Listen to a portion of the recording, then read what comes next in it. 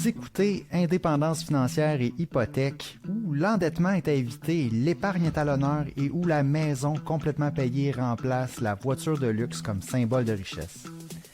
Je suis Frédéric Lacharité, courtier hypothécaire à Montréal et au Québec. Je veux vous aider à prendre le contrôle de vos finances, à transformer votre vie. Je vous transmets ma formule pour atteindre l'indépendance financière.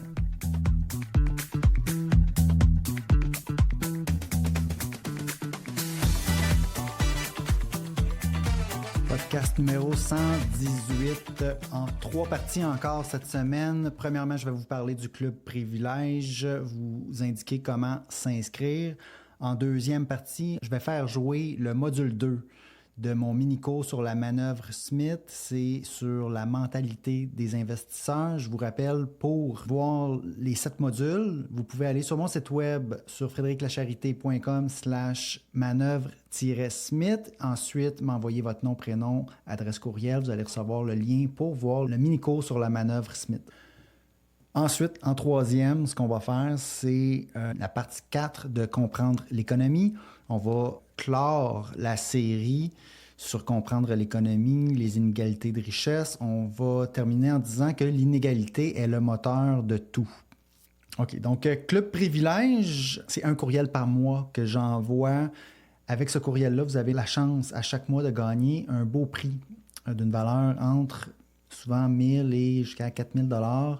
Pour participer, lorsque vous recevez le courriel, il suffit de répondre à la question. Vous êtes automatiquement enregistré au tirage. Pour être membre du Club Privilège, vous pouvez aller sur mon site web sur frédériclacharité.com/club-privilège.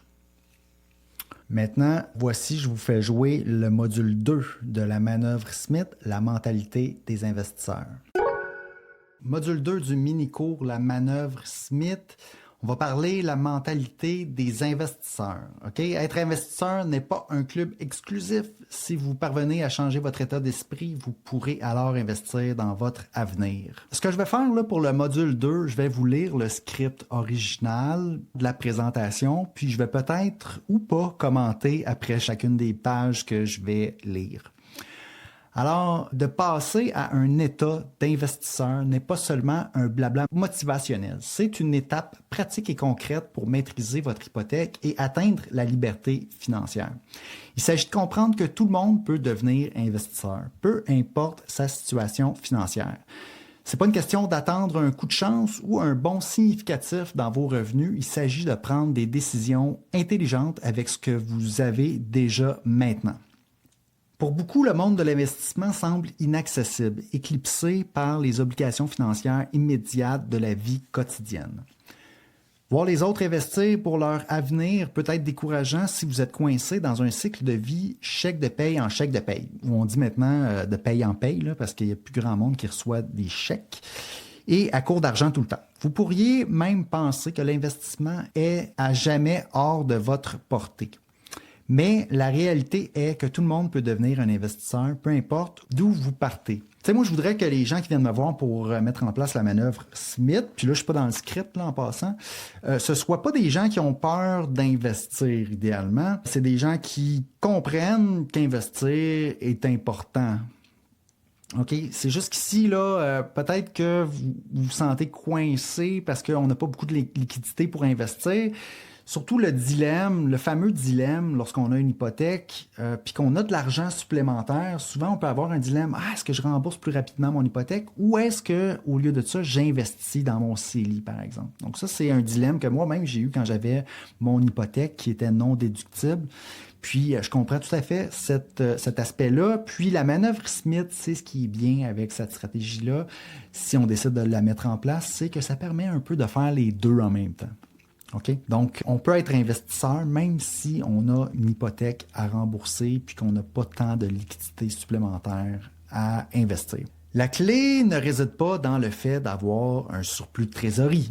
Ça réside dans la gestion stratégique des ressources que vous avez pour construire une fondation pour une croissance durable et fiable. Là, tu sais, ce qu'on vous dit dans le fond ici, c'est que vous pouvez faire quelque chose avec ce que vous avez, même si vous vous sentez coincé, même si vous sentez que vous n'avez pas de liquidité supplémentaire. Puis tu sais, c'est intelligent de dire ça parce qu'on s'entend, la majorité des gens n'ont pas de liquidité supplémentaire, sont pris à la gorge. Donc, c'est intéressant ici de dire ça. Moi, encore là, je ferais un petit peu attention. Je voudrais travailler avec des gens qui ont quand même des marges de manœuvre, qui ont leur fonds d'urgence, qui ont des sous supplémentaires, puis qui veulent aller encore plus vite. Peut-être que là, oui, c'est plus pertinent d'aller vers la manœuvre Smith, mais ici, je fais attention à ça. Moi, je n'aurais pas le discours, là, surtout si vous êtes très, très serré dans vos finances personnelles, d'aller nécessairement vers la manœuvre Smith, puis d'aller ajouter plus de risques à notre situation financière. Quoique, c'est votre décision. En bout de ligne, si vous voulez le faire, on peut le faire.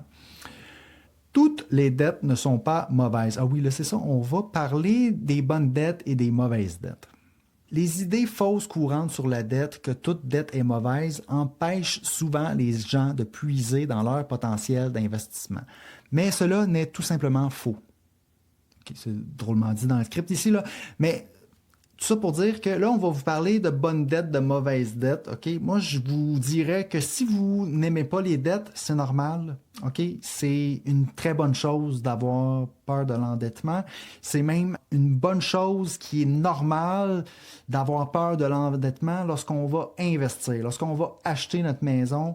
Si vous avez horreur des dettes, moi, je vous encourage à continuer dans cet esprit-là. Ici, je ferai attention, là, on va essayer de vous dire oui, mais dans le fond, lorsqu'on prend une dette pour investir, c'est correct, c'est tout à fait bon, même que c'est mieux que bon. Là, je ferai attention, toute dette est une forme de risque supplémentaire, OK? Mais oui, l'idée derrière ça, c'est que lorsqu'on emprunte pour investir, si on regarde les marchés dans les 40 dernières années, ceux qui l'ont fait sont sortis gagnants parce que les taux d'intérêt hypothécaires sont plus bas que les rendements des marchés sur le long terme. Sur le long terme, ici, est très important parce que pour une année donnée, ça peut être différent. Okay. Donc là, je vais revenir sur la présentation. On va parler des différences entre les mauvaises dettes et les bonnes dettes. Lors de l'examen de la dette, il est essentiel de distinguer entre la dette non déductible, qui est mauvaise, et la dette déductible, bonne, car elles ont des effets très différents sur votre avenir financier. Tu sais, une dette qui est non déductible, c'est parce qu'on a emprunté pour acheter quelque chose de consommation. Une auto, notre maison, on s'entend, notre maison, notre hypothèque, dans le fond, on considère ça comme quelque chose qu'on a acheté pour notre consommation. Puis il y a raison, tu sais, si on veut s'acheter un manoir, on peut, là, tu sais. Puis à ce moment-là, ça devient, pourquoi que nous, on devrait avoir des intérêts déductibles d'impôt parce qu'on veut acheter une maison qui vaut 2 millions, 1 million de dollars. C'est pour notre consommation, on s'entend. Tandis que si on emprunte dans le but de gagner un revenu, à ce moment-là, les intérêts deviennent déductibles d'impôt. Ben oui, c'est normal parce que là, on va avoir des revenus qui seront s'ajouter sur nos revenus imposables. Donc, c'est normal, là. C'est comme une entreprise, là. Quand tu es une entreprise, tu as des revenus, tu as des dépenses, tu payes de l'impôt sur la différence. Mais c'est la même chose au personnel. On peut emprunter pour investir, mais la différence, puis on va le voir, c'est très, très, très important. Le fisc veut être capable de faire le suivi de votre prêt. Hein? Donc, c'est pas comme juste, regarde, moi, j'en ai payé des intérêts pour ce prêt-là, puis le gouvernement nous fait confiance. Non, non, non, il va vouloir voir des traces dans des comptes séparés, puis on veut être capable de bien retracer le fait que la dette, elle a bel et bien servi pour des investissements, puis qu'on a toujours ces investissements-là, puis qu'on est capable de retracer ça dans le temps. Donc, il y a quand même une difficulté pour permettre ces déductions d'impôts-là. Mais en gros, oui, c'est vrai, une dette qui est non déductible d'impôt, c'est une mauvaise dette parce qu'on a pris de l'avance pour acheter un bien de consommation. On n'avait pas l'argent. Fait qu'on a dit, ah quoi, je vais emprunter pour l'acheter, puis je vais en profiter tout de suite au lieu d'en profiter juste plus tard quand je vais avoir accumulé l'argent. Donc ça, c'est pas déductible d'impôt. Tu dépenses. Donc, c'est pas une bonne dette, tandis que lorsqu'on emprunte pour investir, on le considère comme une bonne dette, mais là, il faut faire attention quand même. Il y a un niveau de risque. Il faut pas le voir comme si c'était sans risque, tout ça. On continue. La mauvaise dette est généralement contractée pour l'achat d'articles de consommation. OK, versus des dépenses pour acquérir des actifs financiers ou de l'immobilier ou une entreprise. OK, tout ce qui peut générer un revenu. Donc, consommation mauvais, actif, ça c'est correct. Et ça s'accompagne d'une croissance. Une dette qui s'accompagne d'un actif qui déprécie avec le temps, comme une voiture, par exemple. Notre voiture, là, elle va pas, à moins que ce soit une voiture de collection. Pour la majorité des voitures, ça sera pas ça. Il n'y aura pas de croissance là, de notre actif. Donc, dans le fond, on prend une dette pour s'acheter un actif qui déprécie rapidement avec le temps. Donc, ça, c'est mauvais. Ce qui est bon, c'est qu'il génère des revenus et dont la valeur va croître avec le temps. Donc ça, c'est correct. C'est considéré comme une bonne dette ici. Ensuite, les intérêts, souvent sur une mauvaise dette, c'est dispendieux. C'est normal, le créancier a beaucoup plus de risques à prêter à quelqu'un qui va emprunter pour sa consommation. Parce que dans quelques mois, quelques années, ce que la dette a acheté, va avoir disparu. Donc, le créancier peut même pas revenir avec la personne puis demander de reprendre le bien. Lorsque c'est un voyage, par exemple, on peut pas reprendre le voyage que la personne a fait avec l'emprunt qu'elle a fait. Donc, c'est pour ça. Donc, les intérêts sont plus dispendieux. Il y a plus de risques lorsqu'on emprunte pour la consommation. Donc, le créancier va demander un plus gros taux d'intérêt. Puis, lorsque on emprunte contre une chose, un actif, et qu'on le met en plus en garantie, l'intérêt va être beaucoup moins coûteux. OK? Donc là, on dit, dans ce temps-là, que c'est une bonne dette. C'est pas toutes les dettes à intérêt moins coûteux qui sont bonnes en passant. OK? Il peut y avoir, je pense, au prêt ici à 0% là, pour les voitures. C'est une arnaque, là, ça. Là. C'est pas vraiment 0%, c'est parce que tu payes le gros prix pour ta voiture. Là.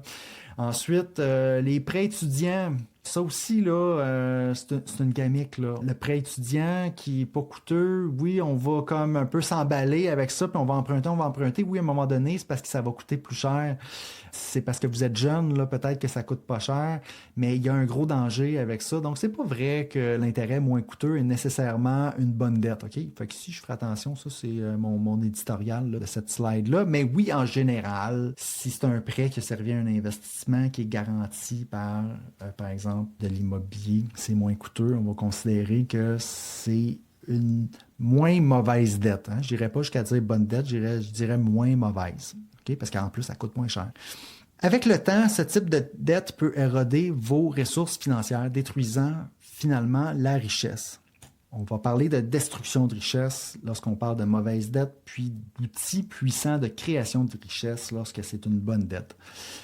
Les exemples de mauvaises dettes incluent les dettes de carte de crédit à haut intérêt et les prêts pour des articles de luxe qui perdent rapidement de la valeur. En revanche, la bonne dette est associée à des dépenses pour des actifs appréciables qui ont le potentiel d'augmenter de valeur au fil du temps et de générer des revenus. Ce genre de dette vient généralement avec des taux d'intérêt plus favorables, plus bas, ce qui en fait un choix plus durable. La bonne dette agit comme un investissement à effet de levier servant d'outil puissant pour la création de richesses. Les investissements dans l'immobilier, la formation ou une entreprise pouvant fournir des rendements supérieurs au coût de la dette sont des exemples typiques de bonne dette.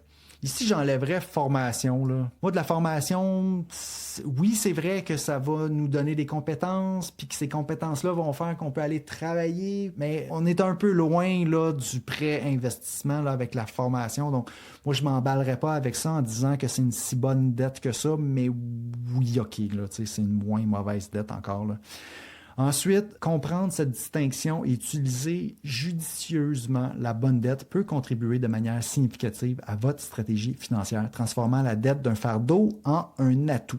C'est ça qui est l'idée ici, c'est qu'on veut vous montrer que c'est pas toutes les dettes qui sont mauvaises.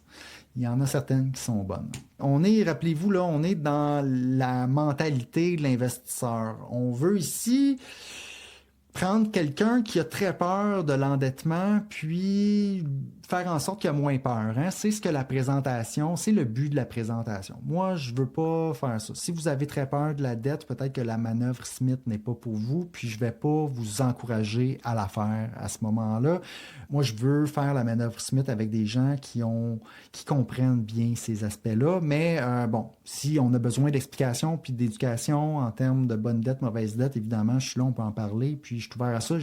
Moi-même, j'ai utilisé l'endettement pour arriver où est-ce que je suis en ce moment. J'ai acheté ma propriété Et puis, quelques années plus tard, j'ai refinancé et je suis allé emprunter pour acheter des actions dans l'entreprise où je travaillais. C'était une opportunité pour moi que je ne pouvais pas passer à côté. J'ai pris toutes mes économies. Je suis allé demander même un prêt à mon père. Je suis allé emprunter contre le condo que je possédais à cette époque-là. J'ai pris tout cet argent-là puis j'ai acheté des actions dans l'entreprise où je travaillais et ça a été très rentable parce que c'était une belle opportunité. Ici, l'opportunité, c'est d'aller investir sur les marchés financiers avec la manœuvre Smith. Ça va fonctionner aussi, mais ça peut être moins rentable que, par exemple, aller investir dans l'immobilier ou investir dans l'entreprise où on travaille comme moi. Ben, ça dépend quelle entreprise, là. Moi, l'entreprise, je savais que c'était une entreprise rentable. On avait les chiffres. C'était pas tout le monde qui avait cette opportunité-là. C'était seulement les employés de l'entreprise qui avaient cette opportunité-là et les propriétaires avaient une motivation à permettre aux employés de devenir propriétaires. Bref, oui, utiliser l'endettement, c'est un outil. OK? Donc, je suis d'accord ici. Par contre, si vous avez très peur de l'endettement, peut-être que la manœuvre Smith, c'est pas pour vous. Ici, je continue avec le script. Devenir investisseur commence par repenser notre relation avec l'argent et la dette. Il s'agit de réaliser que l'emprunt stratégique peut faciliter la croissance financière au lieu de l'entraver. Ce changement est vital pour quiconque cherche à sortir de la vie de chèque de paye en chèque de paye. Hein? Paye en paye, métro, moi je dis souvent métro, boulot, dodo. On se met à travailler, on va chercher des paiements de voiture, des paiements par-ci, par-là, puis on se rend compte que on n'a pas le choix de travailler, puis là c'est métro, boulot, dodo, puis on voit pas la fin. On se dit, hey, je vais être obligé de faire ça pendant 20 ans, puis j'ai pas le temps de souffler. Donc ça peut être très décourageant. Donc on veut tout faire pour éviter de se retrouver dans le métro, boulot, dodo. Ça vient peser ça aussi sur notre anxiété financière, puis sur notre mental. Il s'agit de gérer nos finances de manière plus intelligente et de reconnaître que les bonnes stratégies peuvent ouvrir la porte à devenir investisseur. OK? Peur d'investir, comprendre la dette, changement de mentalité, stratégie, investir pour votre avenir. C'est ce qu'on voit ici sur la présentation. Le chemin pour devenir investisseur est simple.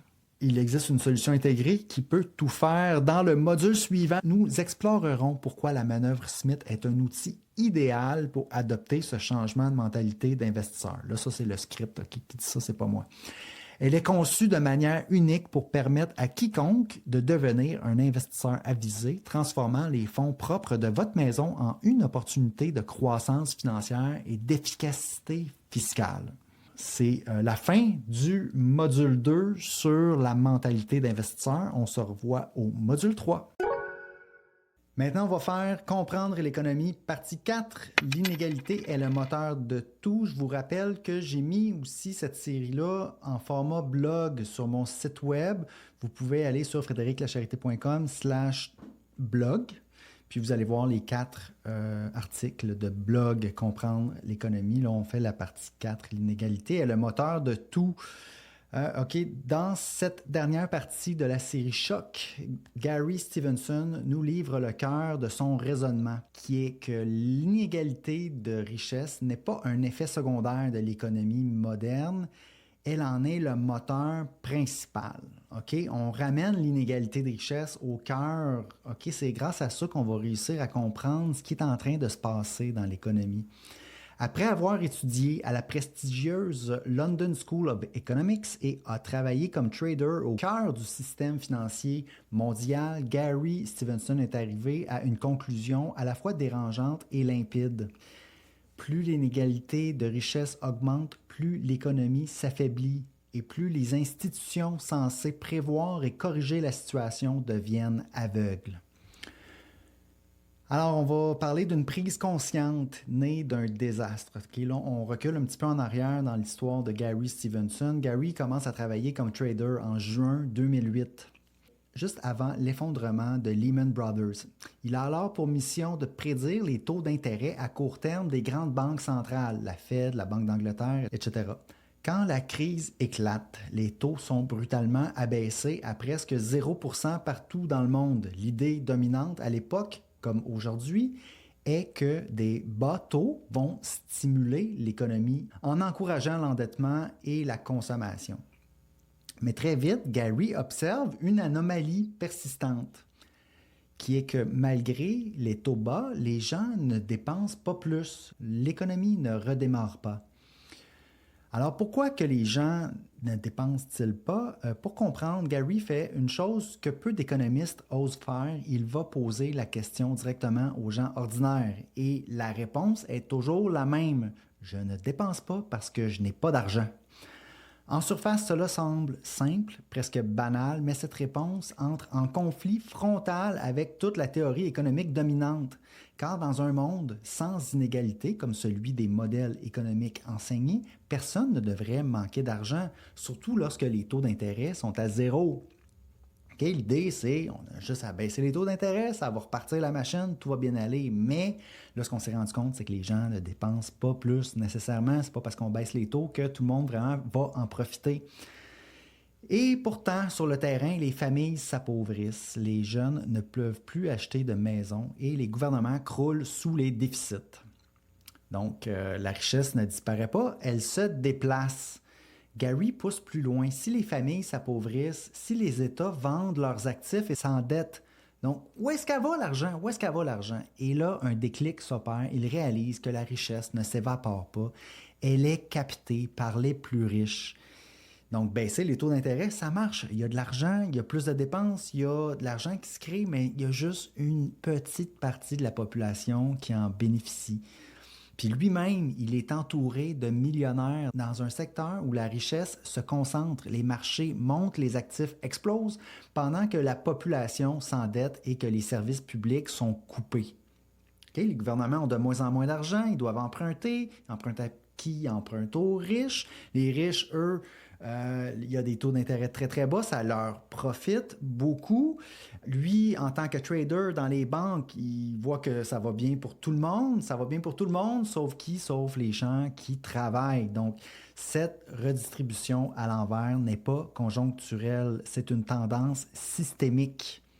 Okay? C'est le système qui renforce tout ça. Donc, c'est un mécanisme qui s'auto-renforce. Plus l'inégalité augmente, plus les riches accumulent des actifs générant du revenu passif, loyer, dividendes, intérêts.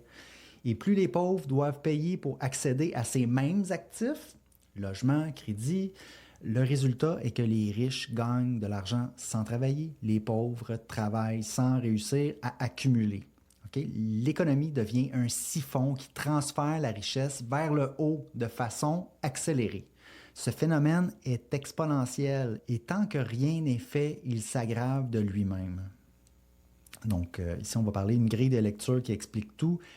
Avec cette nouvelle compréhension, Gary réussit là où les économistes échouent. Il prévoit que la reprise post-2008 sera lente, voire inexistante. Donc, lui, il dit non, moi, je ne pense pas que l'économie va reprendre. Je ne pense pas qu'on va pouvoir remonter les taux d'intérêt de sitôt. Alors que tous les économistes disaient, c'est certain, si les taux d'intérêt sont à zéro, là, il faut prévoir qu'ils vont remonter à des niveaux normaux, ce qui a pris beaucoup, beaucoup de temps et ce qui n'est pas arrivé tout de suite. Donc, lui, Gary, constatant que c'était à cause des inégalités qu'il y avait un déséquilibre dans l'économie, il a dit, non, les taux ne vont pas remonter de sitôt. Donc, il a misé sur le fait que les taux allaient rester à zéro. Il était le seul, pratiquement, à penser comme ça, puis il a fait beaucoup, beaucoup d'argent pour la banque grâce à cette prévision-là. Il comprend que les taux d'intérêt resteront bas pendant une décennie. Il anticipe la montée des marchés financiers malgré la faiblesse de l'économie réelle. Les gens n'ont pas beaucoup d'argent. Pourquoi alors que les actifs, eux, c'est-à-dire les entreprises, la bourse, l'immobilier, pourquoi que ça continue d'augmenter alors que les gens ne peuvent pas dépenser? Ça ne fait pas de sens. Donc, lui, il a anticipé ce phénomène-là. Il voit venir l'effondrement du niveau de vie et la crise du logement. Donc, dans un sens, il y a des gens qui souffrent, qui n'ont pas beaucoup d'argent, pour qui ça va très mal. Et ceux qui ont des actifs, ceux qui ont plus d'argent, qui sont en haut de la pyramide, pour eux, il n'y a pas de problème. Les actifs continuent à augmenter en valeur parce qu'il y a de plus en plus d'épargne sur le marché. Puis là, les riches s'arrachent les entreprises et tous les actifs augmentent. Il devine la montée des extrêmes politiques due à la frustration économique généralisée. Okay? Donc, c'est facile à prévoir. Lorsqu'il y a de la grogne, on essaie de trouver une solution et puis là, il y a les extrêmes droites, les extrêmes politiques qu'on est en train de vivre en ce moment. Donc, tout devient prévisible une fois qu'on met l'inégalité au centre de l'analyse. Conclusion, l'inégalité est le moteur invisible de tout. Ce que Gary révèle, c'est que l'économie moderne fonctionne désormais comme une machine à concentrer la richesse et que ce mécanisme explique l'essentiel de ce que nous vivons aujourd'hui, soit les salaires stagnants, les prix des maisons inaccessibles, une colère publique, l'endettement public et privé. Tant que l'inégalité s'accroît, les solutions traditionnelles ne fonctionneront pas. Il ne s'agit pas d'être pessimiste, il s'agit de regarder les choses en face et surtout de se poser la bonne question. Combien de temps allons-nous tolérer un système qui s'effondre au profit d'une minorité? Okay, c'est la fin de la série Comprendre l'économie. Aujourd'hui, on a fait partie 4. L'inégalité est le moteur de tout. Voilà, c'est tout pour cette semaine. Je vous souhaite une excellente semaine et je vous souhaite un bon cheminement vers l'indépendance financière. Merci. Si vous avez apprécié l'émission, je vous invite à me laisser des étoiles, un rating ou un commentaire dans Spotify ou Apple Podcasts. Pour plus de contenu, allez suivre ma page Facebook Indépendance financière et hypothèque. Et si vous voulez en savoir plus sur mes services ou voulez prendre rendez-vous avec moi pour me parler, allez simplement sur mon site web frédériclacharité.com. À bientôt!